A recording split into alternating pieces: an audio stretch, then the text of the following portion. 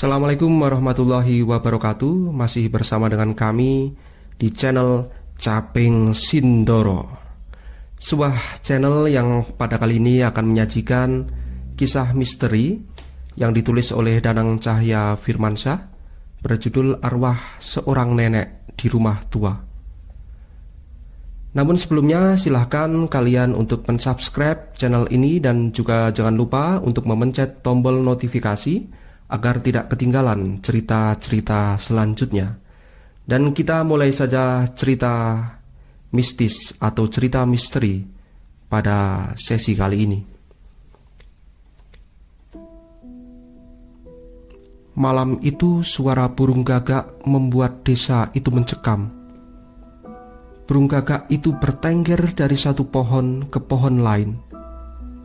Pepohonan di sekitar desa itu memang masih banyak, membuat teduh di siang hari, namun ketika malam menjelang, kadang membuat mencekam, karena burung gagak dan burung hantu acap berdatangan dan berbunyi bersaut-sautan. Dan hembusan angin pada malam itu sungguh kencang.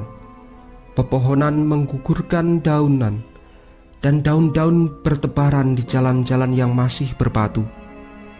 Mat Soleh berjalan agak cepat.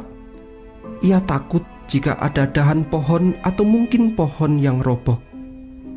Sarungnya ia cincing sambil terus berjalan. Sementara itu suara angin dan ranting-ranting pohon yang bergesekan makin terdengar. Kakinya seperti hendak berhenti melangkah. Ia menoleh ke rumah Simbah Sukirjo. Mungkin aku harus berhenti sejenak, apalagi ini malah gerimis, ujarnya dalam hati. Tangannya ia letakkan di atas kepala agar tak banyak air yang membasahi rambutnya yang ikal.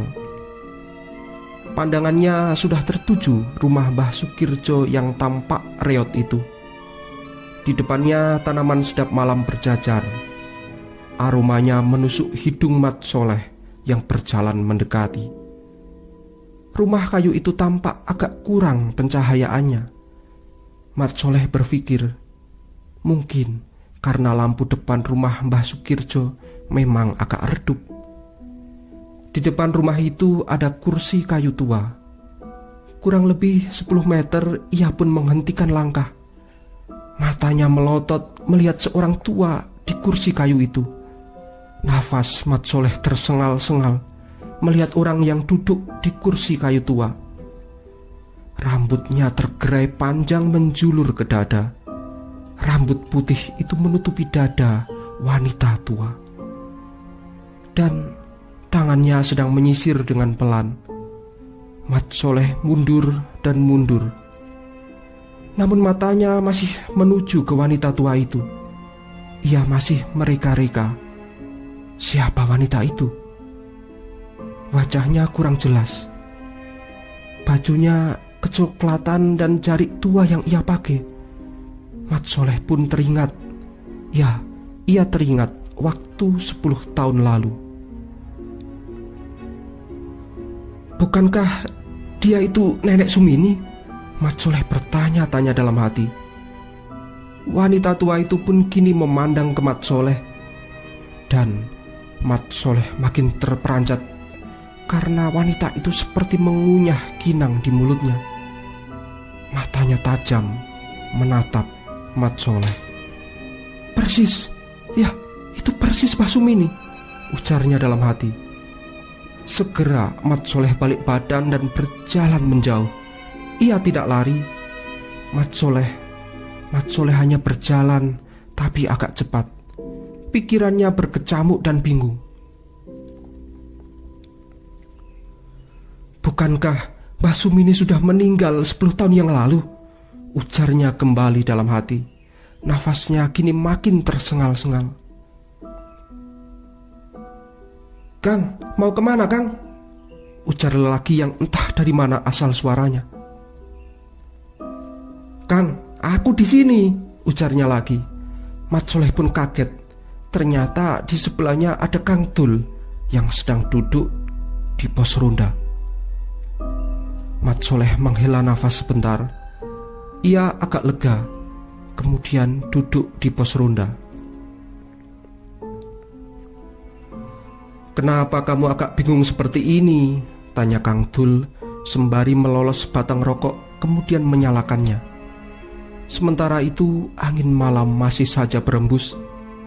Daun-daun kering bertebaran. Asap rokok Kang Dul pun menyebar membawa aroma harum tembakau bercampur cengkeh. Mbah Sumini. Siapa? Istrinya Mbah Sukirjo. Loh, dia kan sudah meninggal. Kenapa kau sebut-sebut? Aku tadi lihat dia di depan rumahnya.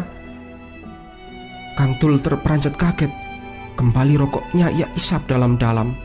Dan pikirannya pun bertanya-tanya, mengapa banyak orang yang sering melihat Mbah Sumini? Kau ini kalau bicara yang benar. Aku tiap malam lewat depan rumahnya dan tidak pernah melihat. Sumpah Kang, aku tadi melihatnya. Itu mungkin Wewe, itu kuntilanak, penunggu pohon kelengkeng di sebelah rumah Mbah Sukirjo. Orang-orang sini pernah melihat seorang nenek yang menyapu di depan pohon kelengkeng itu. Terus? Tanya Mat Soleh penasaran. Malam itu orang-orang di sekitar rumah Mbah Sukirjo pada bangun. Mereka terganggu karena ada suara orang menyapu daun di pinggir jalan. Itu kata orang-orang terjadi pada pukul 2 malam. Ya jelaslah, kalau orang menyapu pada jam segitu ya sangat terdengar keras. Karena waktu itu ya tentu sangat tenang, tidak ada suara apapun kecuali suara jangkrik. Nah, salah satu dari mereka ada yang keluar hendak memarahi orang yang menyapu pada malam itu. Tak ia sangka, orang itu nenek-nenek. Rambutnya menjulur hingga ke tanah. Daun-daun kelengkeng yang bertebaran ia sapu dengan tangan yang agak gemetar. Namun orang itu kemudian berteriak histeris. Kenapa? Tanya Mat Soleh penasaran. Nenek-nenek itu punggungnya ada lubangnya dan banyak belatung yang keluar dari lubang punggungnya itu. Mat Soleh hanya mengangguk.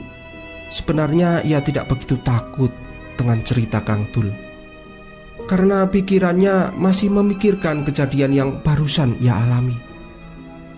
Ia begitu jelas melihat bahwa Mbah Sumini sedang menyisir rambut ubannya itu, sembari mulutnya mengunyah kinang. Mat Soleh ingat benar dulu Mbah Sumini semasa hidup sering mengunyah kinang. Daun sirih dan juga injet yang membuat gigi orang zaman dulu menjadi kuat. Dan tidak lain, Mbah Sumini adalah orang yang gemar mengunyah kinang. Dan setelah kejadian malam itu, Mat Soleh benar-benar terus memikirkan kejadian ganjil yang menghampiri. Malam-malam berikutnya, justru Mat Soleh ingin benar melihat kembali. Dan ia berjanji pada diri sendiri, jika ia melihat perempuan tua itu lagi, ia tak akan lari. Ya, ia tak akan lari. Ia akan mendekat. Ia akan membongkar rasa penasarannya. Sebulan kemudian, Mat Soleh bertamu ke rumah Mbah Sukirjo. Ia sekarang jadi merasa iba dengan kakek yang hidup sebatang kara itu. Selain itu juga ia teringat waktu itu Mbah Sukirjo begitu banyak jasanya pada Mat Soleh. Dan semenjak kejadian malam itu, pikiran Mat Soleh jadi tertuju terus kepada Mbah Sukirjo. Sore, sehabis pulang dari sawah, Mat Soleh sudah di rumah Mbah Sukirjo. "Mbah, terus kapan Sumar mau pulang?" tanya Mat Soleh pada Mbah Sukirjo. Mbah Sukirjo hanya menggeleng. "Mbah Kirjo kan jelas sudah tua, masa sendirian terus?" Mbah Sukirjo tiba-tiba berkaca-kaca. Mat Soleh pun merasa bersalah akan pertanyaan yang ia lontarkan. Ia menyesali. Tidak tahu mengapa anakku tidak mau pulang. Pernah ia mengirim surat, tapi itu sudah lama sekali. Katanya dia tidak punya uang untuk pulang ke Jawa. Di sana masih kekurangan, ujar Mbah Sukirjo pelan, seperti bersedih sekali. Terlihat terdengar dari kata-katanya. Mbah Sukirjo pun melanjutkan, itulah kenapa aku sangat menyesali kepergian istriku. Aku sekarang sendirian. Di rumah tidak ada orang yang bisa ku ajak ngobrol. Maka kadang aku ingin sekali bertemu istriku, meski hanya dalam mimpi. Namun dalam mimpi pun istriku tidak pernah menghampiri. Tidak pernah bermimpi Mbah Sumini, Mbah? Iya, tidak pernah. Mat Soleh hendak berbicara mengenai kejadian yang pernah ia alami sebulan lalu saat melihat seorang wanita yang ia anggap Mbah Sumini. Namun ia tak sampai untuk melontarkan kata-katanya. Ia takut Mbah Sukirjo marah. Pernah aku dimintai orang pintar, katanya agar bisa bertemu, ambillah tanah kuburan istriku. Terus Mbah Sukirjo melakukan itu? Tanya Mat Soleh kembali. Iya, aku bawa itu tanah kuburan istriku. Aku tebarkan di sekeliling rumah. Setelah aku melakukan ritual itu beserta doa-doa dari orang pintar itu, namun aku masih belum pernah melihat istriku. Cuma ya ada suara orang mencuci piring di dapur. Mat Soleh pun kaget. Jangan-jangan gara-gara tanah kuburan itu pula ia mengalami kejadian melihat arwah Mbah Sumini, batinnya. Ia pun menoleh ke pagar berdebu di sebelah Mbah Sukirjo duduk. Di pagar itu ada foto dalam bingkai yang lusuh, foto yang sudah kusam. Ia memastikan bahwa yang ada di foto itu adalah Mbah Sumini. Ya, benar itu Mbah Sumini. Dan aneh, tiba-tiba foto itu tersenyum. Ia amati kemudian, dan ia mengucek-ngucek mata, dan ia amati kembali.